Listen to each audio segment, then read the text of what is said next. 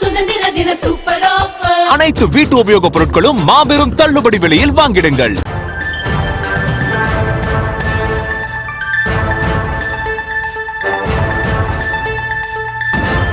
சுதந்திர தினத்தின் போது அணிவகுப்பில் பங்கேற்ற ஆவடி சிறப்பு காவல் படை காவலர் உயிரிழந்த நிலையில் காவலர் குடும்பத்திற்கு முதலமைச்சர் நிதி உதவி கொடுத்திருக்கிறார். விவரங்களை தர இருக்கிறார் செய்தியாளர் செரி. வணக்கம் செரி, விவரங்களை வழங்கலாம். வணக்கம். சுதந்திர தின அணிவகுப்பு பணியின் பொழுது மயக்கமடைந்து மருத்துவமனையில் உயிரிழந்த காவலரின் குடும்பத்தினருக்கு முதலமைச்சர் ஆறுதல் தெரிவித்து நிதி உதவியும் அறிவித்திருக்கிறார்.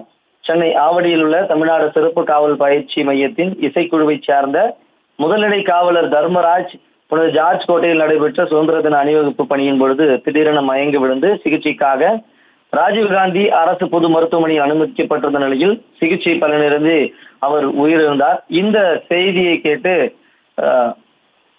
மிகுந்த வருத்தமும் வேதனையும் அடைந்ததாக முதலமைச்சர் இந்த செய்தி குறிப்பில் குறிப்பிட்டிருக்கிறார். மேலும் முதல்நிலை காவலர் தர்மராஜ் அவருடைய உயிரிழப்புக்கு தமிழ்நாடு காவல்துறைக்கும் அவரது குடும்பத்தினருக்கும் ஈடு செய்ய முடியாத பேரிழப்பாகும். தர்மராஜ் அவர்களை இழந்து வாடும் அவரது குடும்பத்தினருக்கும் அவரது உறவினர்கள் மற்றும் அவருடன் பணிபுரிந்தவர்களுக்கும் எனது ஆழ்ந்த இரங்கலையும் ஆறுதலையும் தெரிவித்துக் கொள்வதோடு அவரது குடும்பத்தினருக்கு 30 லட்சம் ரூபாய் நிவாரண நிதியும் வழங்குவதாக தமிழ்நாடு முதலமைச்சர் விஜய் உத்தரவு பிறப்பித்திருக்கிறார். சுதந்திர தின அணிவகுப்பின் பணியின் போது மயக்கமடைந்து மருத்துவமனையில் உயிரிழந்த காவலர் குடும்பத்தினருக்கு ஆறுதல் தெரிவித்து நிதியுதவியும் முதலமைச்சர் அறிவித்திருக்கிறார். சத்யாவில் சுதந்திர தின சூப்பர் ஆஃபர். அனைத்து வீட்டு உபயோகப் பொருட்களும் மாபெரும் தள்ளுபடி விலையில் வாங்கிடுங்கள்.